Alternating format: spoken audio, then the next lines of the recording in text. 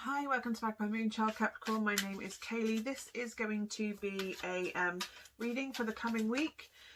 All the usual housekeeping gumph is all down below if you want to know decks and bits and bobs like that. So let's get down to it. What have we got for Capricorn for the rest of this week? I've got like a real fuzzy heady feeling and a reluctance to do anything. A reluctance for something, or like you know you're going to have to do it and you really don't want to. Or not that you really don't want to, just like you're kind of avoiding it. You're avoiding the inevitable. What have we got for Capricorn for this week, please? Can I have a message for Capricorn for this week, please? Okay, Queen of Cups. So you could be dealing with a female water sign, but this is somebody that is, and you could be embodying this energy yourself, appreciative of emotional feelings, nurturing someone, that counselling sort of energy, that motherly listening to your children, emotional support.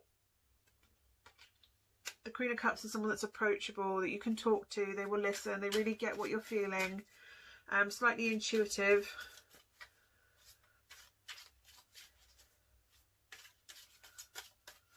Studies the moon. They study the moon or follow the moon. Ooh. Okay, so Judgment come out there. So it's a have you learnt your lessons kind of card. It's like that final assessment right before you finally learnt your lesson. You move on to learning something new. And right after it, you've actually got the World. So it's learning that lesson.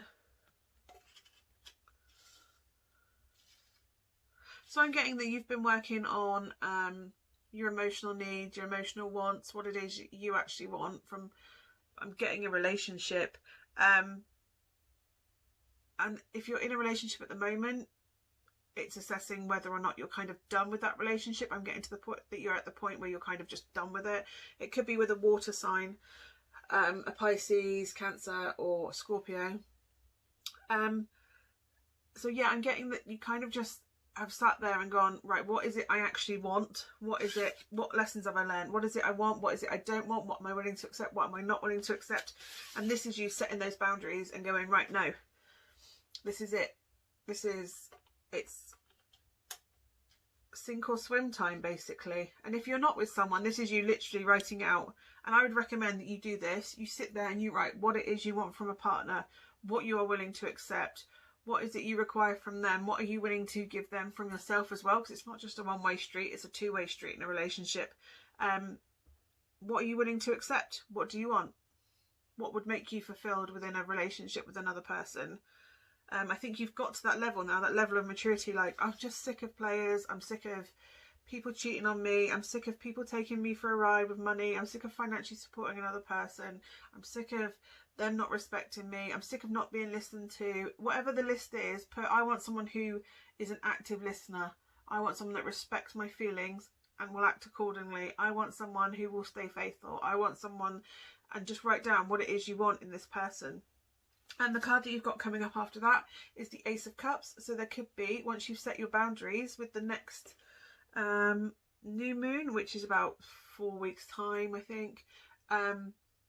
We've just gone through a new moon. But yeah, it could be around the time of the new moon. But there is an opportunity for a new romantic or emotional fulfillment coming in. The Ace of Cups is also about self-love. So by obviously setting these boundaries and everything and putting what it is you would do and do not want, you need to respect those boundaries, protect your energy, protect yourself. Because the Ace of Cups is all about loving yourself. And when you respect yourself, you are not willing to take crap. There's a difference between being selfish and self-centered. And sometimes we have to be a little bit selfish to protect our own energy, because there are people that are willing to come in and use you for whatever reason that is, whether that's an emotional punch bag. I don't know why I laughed at that, because that's probably because that triggers something in my past. But whatever it is, whether they see you as a money pot, whether they see you as somebody to emotionally support them because they're not fully healed themselves, whatever it is, you need to just stop and be a little bit selfish and go, right, what is it I need? What is it I require in order for me to be a functioning person and go out into the world to make myself whole? And I think you've been working on that a lot. You have been working on that a lot. And yeah, now that you've kind of done that work and you're like, nope, this is my boundaries, this is what I've set, you're now ready for somebody new to come in. And the universe knows that. That's why they're bringing in this new opportunity. In the next, I would say in the next month, something will come in that will make you realise that, yes, that was the right decision to cut that crap or set that boundary. It can also be a new beginning within a relationship. If you're within a relationship and you decide to stay with someone, setting those firm boundaries and respecting yourself to stick to them will bring about a new phase within your relationship that you're currently in. If you're willing to do that. If you've gone round and round in circles with this person though, and they're not changing despite what you say, yeah, don't stay with them because you're scared. This is the devil. This is about codependency issues, toxic relationship, possibly, a bad choice at some point. Please, please, please, if a new relationship, if you do leave your current partner and you're going out, take the time to obviously heal that past relationship. Do not go jumping straight in and doing all the old toxic codependency things of needing to be with them. Make sure, and don't allow them to pull that crap on you either. It's very much looking at if there's a habit or a behavior that you keep going around in circles with, like I'm with someone because I'm scared to be alone, then you need to work on the reasons why you're scared to be alone, not stay with that person just because you're scared to be on your own. Or you know, why do I keep picking people that need me financially? Is it because you want to be seen as strong and empowered and to take care? It's okay to want to take care of your other half, but equally they should be, it's about learning what's healthy and what isn't within a relationship. So if you do go into this new relationship and red flags are coming up, like, well, they're being so overprotective, or they're quite jealous and we've only just started going out, or you will feel it, and it's you just know that's not right. You need that cycles are coming round. It will feel like history's repeating itself. I'm not saying every relationship that you're about to step into now, if you've left someone or you're single and the next one coming around is going to be toxic, I'm not saying that. All I'm saying is you need to pay attention to those red flags, because if they're coming up, there's something in your gut that you kind of know that you're coming around. You've learned from these lessons once already. See, you've done the work and you've learnt from them, because you've got judgment, which is, have you learnt the lesson? The world is, yeah, you did. Let's go around and do a new thing. You've learnt it before, so you are aware. And this could be if you're in a relationship and you're thinking there's red flags and you're kind of telling yourself, no, it'll get better, it'll get better. Follow your gut. You kind of know already. And I'm getting that some of you are being blinded by sex. Literally, the sex is so good, but you're like, everything else is failing, but the sex is good. And you're like, staying for the sex. That's literally what I'm getting. You're staying for the sex because it's good. But there's good sex to be out there to be had with other people.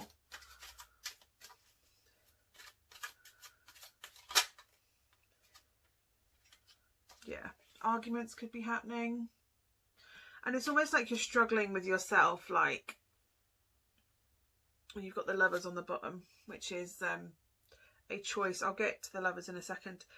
So with the Five of Wands, which has come up, obviously you can see the stags rutting. It is very much that competition thing, that competitive edge. They have to win. It's a territorial thing. I'm getting that possibly the person that you're with likes to be the one that is the more commanding person in the relationship, and they expect you to be slightly submissive.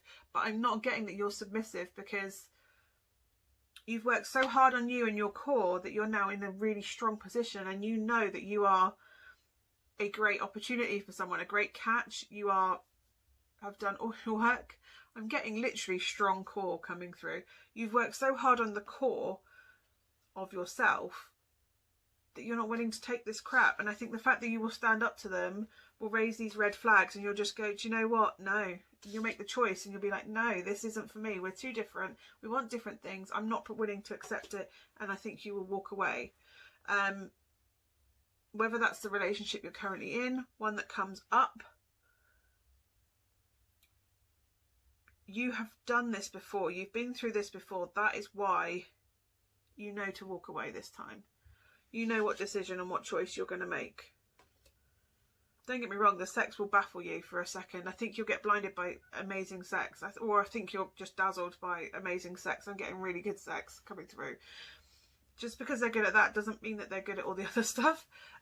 It's almost like they're compensating with that for what they're not giving you in a more tangible, material, worthy way, because you can get sex anywhere. Sex is just sex, isn't it? So I'm really getting that you could be walking away from someone that doesn't serve you.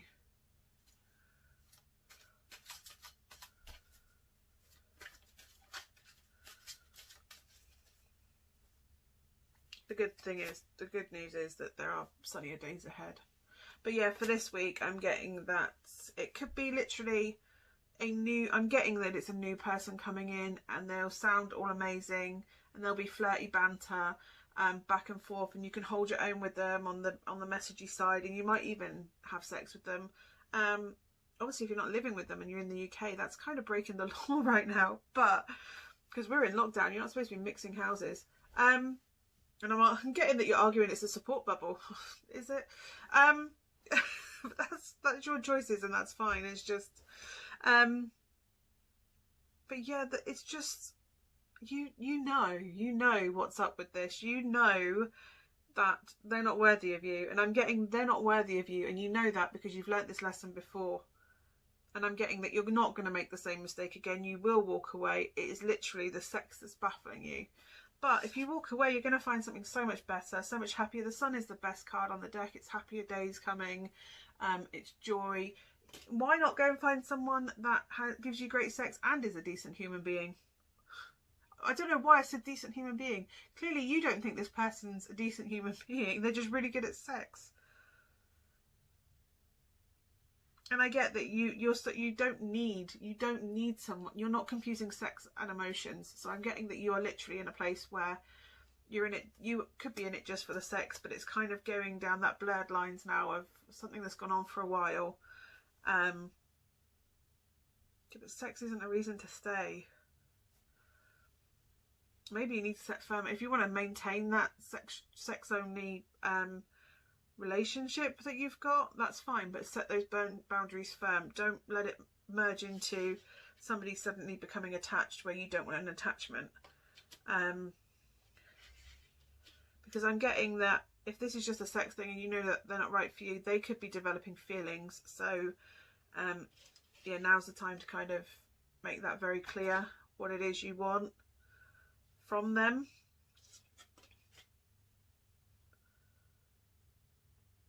Yeah, I think that's kind of it. That is it, isn't it? Yep. What I'll do is I'll give you a self-care oracle as we going forward, because everybody needs a little bit of self-care in the week. So this is your self-care advice from the Sacred Self-Care Oracle. Let's have a look. What have we got for Capricorn? What self-care advice have you got for Capricorn? There we go. Spend time with friends. Yeah, so instead of spending it with your hookup buddy, and if you can't physically spend time with your friends, maybe reconnect talking to your friends, just checking in to see how they are. It'll do you a world of good, it'll do them a world of good. I know we can't really all be together at the moment, but yeah. And you've come through on the bottom, the King of Pentacles. To me, this is Capricorn. This is the determined, know where they're going, solid for the family, got their own money, do their own thing, try and make the best decision, not too hung up on emotional crap either. Anyway, Capricorn, I hope that's been of some help for you this week. I will be back again next week. I'm hoping to get the monthlies done this week, so for February. So I'm going to try and do the weeklies each week and the monthlies for each month, and if I can do more than that, great, but we'll see. So I will see you again soon, Capricorn. Thank you so much for watching. I'll see you again soon. Bye.